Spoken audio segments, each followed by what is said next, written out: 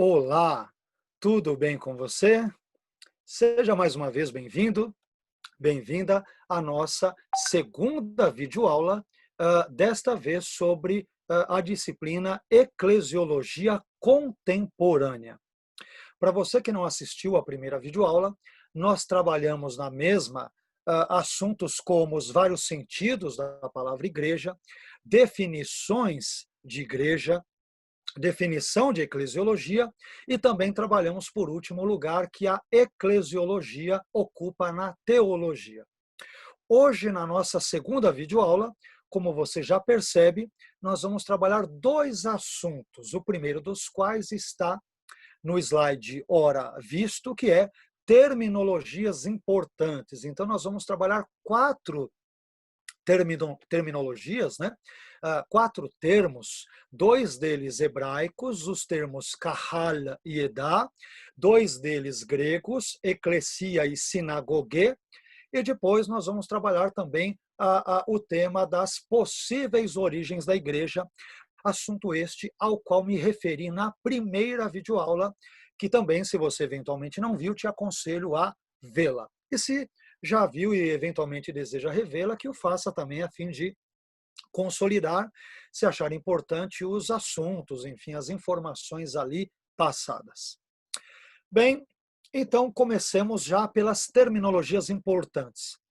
Quando nós falamos da igreja, pessoal, aliás, em teologia como um todo, é muito importante nós darmos nomes aos bois, né? Esta é uma área que se chama taxonomia. Taxonomia é a ciência da classificação. Esse termo é usado, por exemplo, em biologia, né? Para você classificar os seres vivos e tudo. Mas nós temos também uma taxonomia, eu diria que em termos teológicos, né? É classificar todas as nomenclaturas, as terminologias, defini-las, a fim de que nós saibamos do que estamos tratando. É o famoso dar nome aos bois, né? Colocar os pingos nos is devidamente e saber do que nós exatamente estamos falando. Pois bem, em primeiro lugar, então, nós temos algumas terminologias importantes a considerar. Quatro eu já citei, agora nós vamos vê-las com um pouquinho mais de detalhes. E depois vamos trabalhar as possíveis origens da igreja. Estes dois assuntos, sobretudo, serão os assuntos principais da segunda videoaula de hoje. Dentre os termos que normalmente são usados, ou alguns estudiosos entendem que tem relação com a palavra grega eclesia, igreja, que vai dar igreja no Novo Testamento, um dos termos principais no Antigo Testamento que os estudiosos entendem que há algum tipo de link é o termo kahal. Então, vocês veem aí no quadrinho branco o termo hebraico e depois em amarelo, em itálico, a transliteração, a correspondência dessas consoantes e vogais hebraicas para o português, kahal, né? Tanto o texto hebraico no quadrinho branco, quanto o amarelinho entre parênteses, está escrito kahal, né? Alguns colocam kahal, mas não é kahal. Em hebraico você tem aquele som que é acentuado, é l, né? Então é kahal, kahal. Então, o termo hebraico kahal, ele tem um sentido básico e fundamental, meus irmãos, meus amigos, minhas amigas, né? De assembleia, reunião. Esse termo, para vocês terem uma ideia, ele é importante, tão importante que ele ocorre ali por volta de 123 vezes nas páginas da Bíblia hebraica, isto é, do Antigo Testamento, ou do Tanakh, expressões complementares e sinônimas, né, referentes ao texto do Antigo Testamento. E esse termo ele pode, por exemplo, se referir, dentre outras coisas, a uma assembleia mais geral de pessoas. As referências estão todas aí. Ele aparece, Kahal aparece nesse sentido em 1 Reis 12, 3, o sentido de uma reunião geral de pessoas, né? Pode se referir a uma reunião de mulheres, em Jeremias 44, 15. Pode se referir também a um agrupamento onde existam ali crianças, em Esdras 10, 1 e Neemias 8, 2, que são textos pós-exílicos, isto é, escritos depois do exílio babilônico. Nós nos referimos ao exílio babilônico algumas vezes na disciplina anterior, que trabalhou ali dos fundamentos da educação cristã, né? dos fundamentos e princípios da educação cristã. Se você não assistiu, mais uma vez eu aconselho você a fazê-lo, evidentemente, caso queira, né? Possa e seja necessário também para as matérias ali que comporão esse aspecto do seu curso aí do mestrado, que é promovido pelo CEID, né? Bom, então, crianças também estão incluídas nesse contexto. Kahal também se refere a uma reunião de tropas, exércitos, soldados. E, por exemplo, no livro do profeta maior conhecido como Ezequiel, ele acaba também o termo sendo empregado para se referir às nações, como, por exemplo, o Egito, ali em Ezequiel 17:17, Tiro, em Ezequiel 27:27, e a Síria, em Ezequiel 32:22. A Septuaginta, pessoal, que é a tradução grega do Antigo Testamento hebraico, escrita por volta do 3º ao 1º séculos antes de Cristo, ela vai traduzir Kahal, olha que coisa interessante, como eclesia, que vai dar igreja no Novo Testamento. Mas ela nunca traduz, né? O termo hebraico kahal, ele nunca terá correspondência, nesse caso, com Edá. Quer dizer, não é Edá que vai traduzir o termo eclesia, mas sempre kahal. A raiz verbal hebraica kahal, ela aponta justamente para uma reunião, um ajuntamento, né? Algo que seria proibido nos dias de hoje, onde não é possível ter aglomeração. Então, talvez numa contextualização, né, contemporaneamente, kahal significasse um aglomerado, um conjunto de pessoas, uma reunião, algo proibido nos dias de hoje. Bem, dias de pandemia, né? Em segundo lugar, já que nós citamos o termo, então nós temos ali, além de kahal, o primeiro termo hebraico, vamos ver 2 termos hebraicos e 2 termos gregos. O segundo termo hebraico é o termo edá. Edá. Ele está ali em hebraico no quadrinho branco e está transliterado em amarelo entre parênteses. Edá, edá. O sentido fundamental de edá, meus irmãos, é grupo, congregação.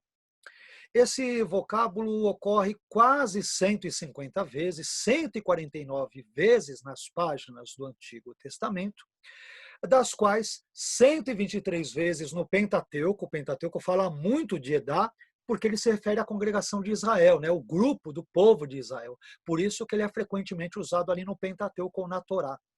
E aí, destas 123 vezes, por exemplo, no Pentateuco, 81 vezes só no livro de Números. Por quê?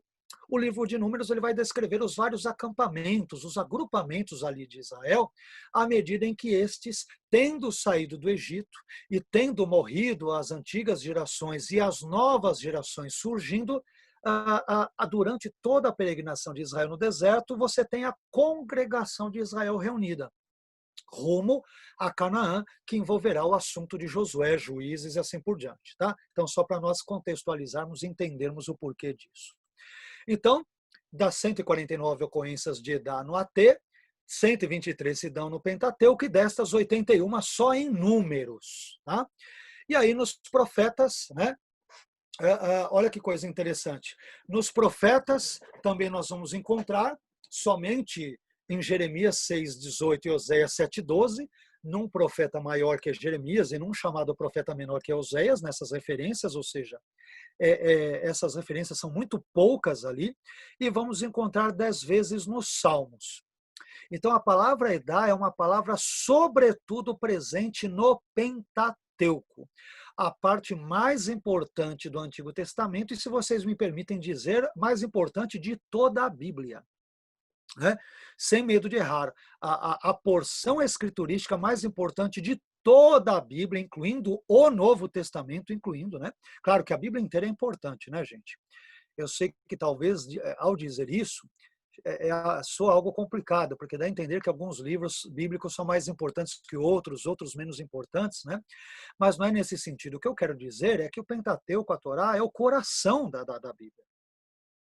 Jesus, quando ele vai combater o diabo no deserto, a gente viu isso na outra disciplina sobre princípios e fundamentos da educação cristã, ele vai citar ali vários trechos de Deuteronômio, quer dizer, Jesus ele vence o diabo no deserto, não com campanhas mirabolantes, não com louvorzão, não com a teologia da libertação, ele vence o diabo com a Torá, com trechos de Deuteronômio, né? Então, isso é muito importante. A Torá é o coração das Escrituras. Elas são reverberadas, repercutidas nos profetas maiores, menores, e são também ressignificadas, reinterpretadas nos evangelhos, na boca de Jesus, nos textos paulinos, petrinos, joaninos, enfim, a Torá é extremamente importante, né? Não desmerecendo de jeito nenhum, não diminuindo em hipótese alguma, mas se pudermos eleger um grupo de textos como absolutamente importantes para os judeus, por exemplo, né? E não nos esqueçamos de que Jesus era judeu, Jesus não era cristão. Cristão somos eu e você. Jesus era um judeu do primeiro século, que era o Deus encarnado, o homem na segunda pessoa da Trindade, é verdade, mas em termos encarnacionais e históricos, Jesus era judeu, né? Ele não era pertencente a nenhum outro grupo. Ele não era sírio, não era romano, não era grego, não era babilônio, ele não era hitita, não era sumério, ele não era egípcio, ele não era tirense, ele não era árabe, ele era judeu. Tá? Então é importante a gente ter isso em mente e não desjudaizarmos Jesus, não o desvincularmos da sua judaicidade ou da sua judeidade. Isto é o seu caráter de judeu enquanto homem. Tá bom? E aí, vamos lá, o que eu estava dizendo aqui? O termo ocorre 149 vezes no Antigo Testamento, trabalhamos um pouco a estatística, tal, né? Ali no Pentateuco, nos profetas ele é raro, nos Salmos ocorre também bem dificilmente, e esse termo ele aponta para a comunidade de Israel, que é centralizada no culto e na lei de Deus, na Torá, no Decálogo, nas leis chamadas apodíticas, casuísticas, e outras leis que nós estudamos quando trabalhamos teologia do Antigo Testamento. Bem, a Septuaginta, tradução grega do Antigo Testamento hebraico, ela vai traduzir Edá por sinagogue, que é nada mais nada menos do que a palavra sinagoga em grego, tá? Então vimos brevemente as palavras kahal e vimos também a palavra, né, kahal e Edá em hebraico. Vamos agora para o grego? Vamos lá. Em terceiro lugar, nós temos alguns termos gregos. Aí sim, envolve diretamente a nossa disciplina, que é eclesiologia contemporânea. Não que os outros termos não envolvam, eles têm também, possivelmente, algum tipo de correlação. Mas logo, logo a gente vai trabalhar sobre isso, especialmente nos próximos slides, tá? Ainda nessa aula, ainda nesta segunda videoaula. Bem, o terceiro tema e termo, né, a terceira terminologia, desta vez grega, é eclesia. Está ali em grego, no quadrinho branco, e em amarelinho, entre parênteses, ali, como vocês podem perceber. É o termo usado para a igreja, né? Esse termo, meus irmãos, ele ocorre 114 vezes no Novo Testamento, e à exceção de textos como Mateus 16, 18 e Mateus 18, 17, essa palavra está ligeiramente ausente nos evangelhos. Nós não vemos o termo eclesia nos evangelhos. E essa ausência de eclesia nos evangelhos, a meu ver, é simplesmente explicada da seguinte forma. Por que a palavra eclesia ou igreja não aparece nos evangelhos, a não ser duas únicas vezes em Mateus? E ainda em Mateus 18, Jesus a emprega no futuro. Eu edificarei a minha igreja no futuro. Por quê? Porque a igreja, a meu ver, não existia até então. Ela só passa a existir a partir do derramamento do Espírito Santo em Atos 2. Por isso que a palavra está, de forma geral, ausente praticamente nos evangelhos. Por quê? Porque ela ainda não existe como tal. Ok? Bom, nós temos a igreja embrionária nos evangelhos. Os 12 discípulos de Jesus, talvez você me pergunte, professor, mas eles não fazem parte da igreja? Fazem. Mas isso quer dizer que a igreja em si já está ali criada? Não. Né? Então você está numa tensão. como a gente vê em escatologia, entre o já e ainda não. Quer dizer, os discípulos estão ali, mas eles são discípulos, não são a igreja propriamente dita. É isso que eu quero dizer, tá? Razão pela qual o termo está ausente nos evangelhos, o termo eclesia. Bem, o fato de Lucas empregar esse vocábulo eclesia 23 vezes em Atos, e olha que coisa curiosa, nenhuma vez em Lucas, Lucas é o autor de Lucas e de Atos, pode sugerir que ele evitou empregá-lo para um grupo que pertencia ao período do ministério terreno de Jesus, né? Por que talvez Lucas o faça? Porque, mais uma vez, isto talvez se dê porque a igreja só vai surgir a partir de Atos. Por isso que o termo é citado várias vezes em Atos, mas em Lucas ele está ausente. Entenderam o raciocínio? Né? Daí o porquê de boa parte dos cristãos entenderem que a igreja só surge em Atos dos Apóstolos. Eu sou propenso a fazer coro com essa perspectiva, a concordar com a mesma. Embora este assunto não seja um assunto, digamos, que essencial para a fé, né? Não é um assunto fundamental para a fé, especialmente não possui um caráter soteriológico. Eu tenho que saber quando a igreja surgiu para ser salvo. Não. É importante você estudar sobre e tentar saber, mas a tua salvação não depende disso. Somos salvos pela graça mediante a fé. E não por sabermos exatamente, teologicamente, onde a igreja surgiu, quando ela surgiu e assim por diante. Tá bom? Graças a Deus por isso. Bem, o quarto e último termo, meus queridos, é o termo sinagogue, que aparece mais uma vez em grego no quadrinho branco e ali transliterado entre parênteses ali em amarelo.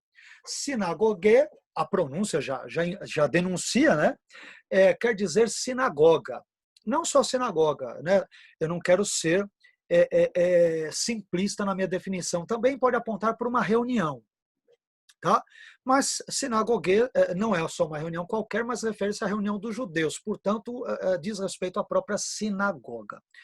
Esse termo ele ocorre 60 vezes, né, mais ou menos ali no Novo Testamento, e à exceção de Tiago 2:2 e Apocalipse 2:9 e 3:9, esse termo ele acaba descrevendo ou o lugar das reuniões da comunidade judaica local, acabei de mencionar isso, ou a própria a congregação, né? Quer dizer, ou é o conjunto de judeus, ou o lugar ali, aquela ideia topográfica, lembram de igreja, na primeira videoaula? Onde os judeus ali se reúnem. Já que a Assembleia, no contexto judaico, ela se reunia mais frequentemente no edifício, no local, né, no espaço da sinagoga, então a palavra acaba tendo ambos os sentidos, assim como ocorre com a gente em igreja. Né? Às vezes a gente não brinca falando a verdade, mas a gente brinca, não, eu não vou à igreja, eu sou a igreja. Isso e não é verdadeiro, porque a igreja é legítimo você dizer que vai à igreja, como a gente viu na nossa primeira videoaula. Você está dando um sentido topográfico à igreja, não há nenhum problema quanto a isso.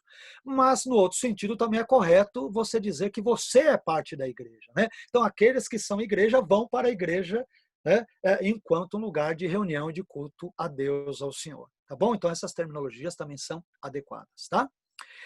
Quanto à eclesia, se vocês me permitem voltar brevemente, alguns estudiosos vão trabalhar uma questão interessante. A junção das duas palavrinhas gregas, a palavrinha ek, que talvez se você não tenha estudado grego, você pode vê-la na palavrinha ali em amarelo entre parênteses, né? Ek, né? Você tem ekklesia, não é isso? Então esse ek é uma preposiçãozinha que quer dizer de ou extrair de ou para fora de, e klesia vem do verbo grego kaleo, que quer dizer chamar. Então, muitos vão trabalhar o conceito de que a igreja envolve aqueles que são chamados de ou para fora de. Em outros termos, a igreja é o conjunto, a soma de todos os indivíduos crentes que, embora vivam no mundo, são chamados para viverem fora dele, isto é, fora dos seus padrões, valores e sistemas anti-Deus e contrários aos valores do próprio Deus, tais como apresentados nas Escrituras, isto é, no Antigo e Novo Testamentos. Ok? Temos mais uma definição de igreja para vocês. Bem, vamos caminhar agora para o final. Temos mais uns 10 minutos aqui.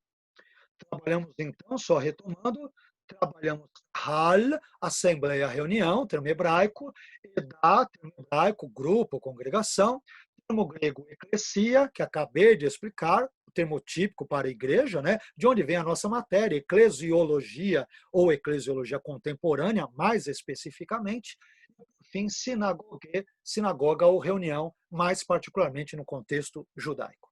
Bem, depois disso tudo, agora sim, vamos dar uma breve olhada sobre as possíveis origens da igreja. As possíveis origens da igreja. Pessoal, quando o assunto envolve a origem da igreja, quando que a igreja surgiu, qual é a sua gênese? Os teólogos, para variar, concordam em discordar uns dos outros quanto a isso. Nisso eles concordam em discordar uns dos outros quanto à origem da igreja, assim como concordam em discordar acerca de várias e várias e tantas outras coisas. Como você, ao estudar teologia, já deve ter percebido muito bem na prática, né? Bom, nós temos várias teorias que vão explicar quando a igreja teria surgido. Eu coloquei aqui as principais. Vamos lá? Delas, vamos trabalhar. Eu devo ter colocado 6 ou 7 teorias, mais ou menos, sobre o surgimento da igreja. Primeira, a primeira teoria vai dizer que a igreja existe desde o início da raça humana. E ela acaba, por exemplo, a igreja acaba compondo todos os indivíduos que já exerceram fé nas promessas de Deus a partir de Adão e Eva, né? Ou seja, ali no contexto do Antigo Testamento. Então, essas pessoas ali, isso quer dizer que Adão e Eva, se eles pertenciam à igreja, e quem pertence à igreja é cristão, isso quer dizer que existiam já cristãos ali no Éden. Eu discordo totalmente dessa leitura. Eu não vejo nenhuma igreja ali no Éden, né? Embora eu concorde que Adão e Eva eram crentes, eu discordo até a morte que eles eram cristãos. Por quê? Cristãos são aqueles que creem em Cristo e seguem os passos de Cristo. Se Jesus não existia, ele não havia se encarnado, Jesus ele só morre por nós na cruz há cerca de mais ou menos 2000 anos atrás. Se Jesus se encarna, vive, ensina, tem o seu ministério público e morre há mais ou menos 2000 anos atrás, né? Lembrando que tem aquele gap de 6 a 4 anos antes de Cristo, durante os quais ele nasce, Jesus não pode ter existido no Éden. É claro, professor, mas Jesus não é a segunda pessoa da Trindade. Você não tem um Deus uno e trino, o Pai é Deus, o Filho é Deus, o Espírito é Deus. É óbvio que é, ninguém está negando a Trindade. Eu sou crente na Trindade, né? Eu creio num Deus que é uno e trino, eu creio exatamente como você. O que eu não creio de jeito nenhum, e duvido que alguém consiga me convencer disso, não sou melhor do que ninguém, viu, gente? Só estou dizendo que esse é o meu pressuposto. Você pode discordar, tem todo o direito de fazê-lo, né? Estamos discordando eventualmente amigavelmente, mas normalmente as igrejas pentecostais também não concordam com essa ideia, tá? Então a gente já vai chegar lá logo, logo. Então, dizer que a igreja já existe com Adão e Eva, eu creio que é o cúmulo do anacronismo. Então, por que Jesus vai dizer em Mateus 16, 18 que ele vai edificar a igreja dele se ela existe desde sempre, desde Adão e Eva no Éden, né? Então, eu acho uma forçação de barra sem tamanho. Um anacronismo, enfim, uma interpretação, perdão, que é uma barbaridade. Segundo a possível origem da igreja, vai dizer o seguinte, a segunda hipótese. A igreja tem início com os relacionamentos pactuais entre Deus e o seu povo. Isto é, então ela tem início com os patriarcas. Deus faz um pacto mais específico com Abraão e com os seus descendentes, Isaac, Jacó e, evidentemente, depois José, Israel, o próprio povo de Israel, né? E assim por diante. Então, eu acho isso complicado também, porque, claro, os patriarcas teríamos que incluir Noé, também foi um patriarca nesse sentido, né? Mas, de novo, é muito complicado. Que Deus fez um pacto com os patriarcas, não me resta a menor dúvida. Agora, que esse pacto deva ser entendido como uma referência ao que é a igreja, eu acho complicado. Então, essa é uma perspectiva que também diz respeito ao Antigo Testamento. Daí o porquê de eu ter colocado, tanto no final do item 5.1, apesar que deveria ser 6.1 e tudo, né? Depois vocês corrijam ali, acho que não é de preparar. Nós colocamos ali possíveis origens da igreja, que ele está como 5, deveria ser 6, mas tudo bem, vamos lá. Então, eu acho complicada essa perspectiva pelas mesmas razões dadas para o item anterior. Terceira explicação. A igreja surge a partir do momento em que Jesus chamou seus 12 discípulos. Já é uma explicação neotestamentária. Aí eu já... o surgimento de uma igreja neotestamentária, meus irmãos, para mim já faz mais sentido. Tá? Porque se você entende que a igreja... Vocês estão entendendo agora o porquê, quem está acompanhando essas videoaulas, o porquê de eu ter dito o que disse na primeira videoaula, quando eu critiquei, no melhor dos sentidos, a conceituação de Wayne Grudem de igreja, quando ele diz que diz respeito aos cristãos de todas as épocas e tudo, quer dizer, mas não existiam cristãos no Antigo Testamento. Quer dizer, se só fazem parte da igreja ou só são salvos quem é cristão, então, meu Deus do céu, Adão, Eva, Moisés, Abraão, Isaac, Jacó, Davi, Salomão, Esdras, Neemias, enfim, Isaías, os profetas maiores, menores, foi todo mundo para o inferno.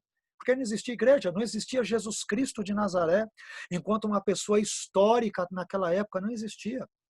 Então, entendeu? Porque ver para mim igreja no Antigo Testamento é o cúmulo do anacronismo. O máximo que eu admitiria seria ver a promessa da igreja já no Antigo Testamento. Aí eu concordaria. Né? Mas você já tem uma promessa embrionariamente, de forma obscura, da igreja nas páginas do Antigo Testamento, menos mal. Agora, ver a igreja ali, eu acho que é um anacronismo e é um nonsense teológico, é uma interpretação absurda em termos teológicos, né? Embora todos os personagens ali sejam crentes, eles são crentes, mas não são cristãos. Por que não são? Porque não creem no Cristo, em Jesus Cristo. E por que não creem? Porque Jesus Cristo simplesmente não existia. Como que eles vão crer em alguém que não existe? E de quem eles não têm a menor consciência. Entenderam meu raciocínio? É esse aí. Bom, a igreja surge então com os apóstolos, com os 12 discípulos, é possível. Embora, já deixei as dicas aqui, nós não vemos o nome igreja 2 vezes só em Mateus, não aparece em Marcos, não aparece em Lucas, não aparece em João, mas Lucas menciona o nome igreja 23 vezes em Atos. Por quê? Porque me parece que a igreja só vai surgir depois. Eu diria que os 12 apóstolos, eles formam uma proto-igreja, uma proto-eclesia, uma igreja embrionária, mas não a igreja em si, tá? Em termos técnicos e teológicos. Bem, outro item. A igreja nasce com a morte de Jesus. É possível, é possível. Muitos crentes defendem essa leitura, né? Agora, o que há de testemunho nos evangelhos em si que nos leve a pensar que Jesus, ao morrer em si, a igreja nasce? Quer dizer, cadê a evidência escriturística clara disso? Eu confesso que eu sou mais simpático ao item 5.3, 5.4, que deveriam ser 6.3, 6.4, tá? Depois eu vou corrigir nos slides. Porque o nosso item aqui é sexto, né? Possíveis origens da igreja. É isso mesmo, mas os subitens estão como 5 e deveriam ser 6, tá bom? Me perdoem por essa falha aí, tá? Então, a igreja nasce com a morte de Jesus. Eu não vejo como um problema teológico isso, mas eu acho um pouco complicado você, de repente, encontrar um respaldo claro para isso no Novo Testamento. Né? Não diria que é uma heresia, eu diria que eu sou muito simpático a esse item quarto aqui. Tá? Vamos lá. Vamos para o penúltimo item, para concluirmos a nossa aula. Ele vai dizer o seguinte: a igreja passa a existir com ministério e viagens missionárias do apóstolo Paulo. A partir do momento em que Paulo viaja com Barnabé ou sem Barnabé, com Silas ou sem Silas, com Timóteo, com os outros, ele vai fundando igrejas.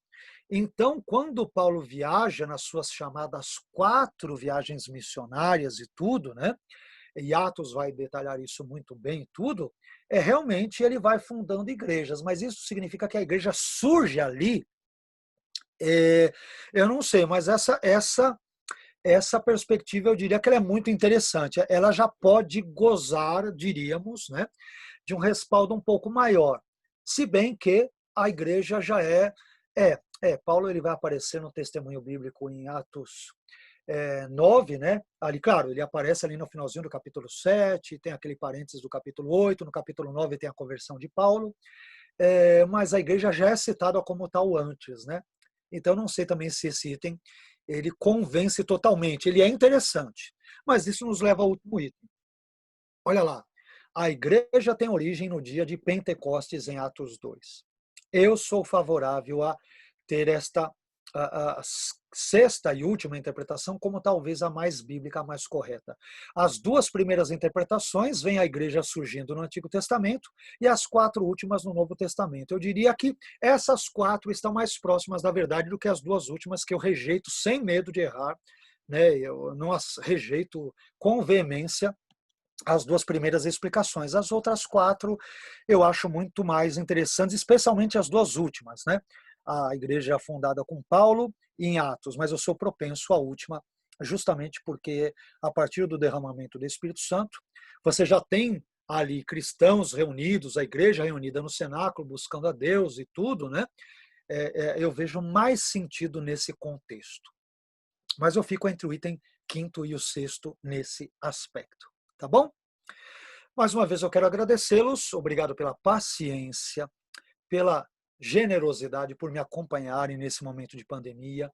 Espero que esta videoaula encontre-os bem, vocês, esposas, maridos, filhos, os trabalhos, ministérios, que Deus abençoe rica e abundantemente a cada um de vocês, bem como, é claro, a Igreja de Deus no Brasil, sua presidência, né, todos os demais corpos administrativos, coordenadores de áreas, os obreiros, os membros, que Deus abençoe ricamente a vida de cada um de vocês. Obrigado pela atenção, pela participação e até a nossa próxima videoaula, a terceira videoaula, quando então nós vamos falar sobre um assunto muito palpitante, que eu já trabalhei ele um pouco aqui, ao falar sobre a igreja nascendo no Antigo Testamento ou não, tal, e agora a gente vai aprofundar detalhes na próxima videoaula, a terceira videoaula, quando então falaremos especialmente sobre o tema Israel e a igreja, 4 pontos de vista. Obrigado de novo. Que Deus te abençoe e até a próxima videoaula.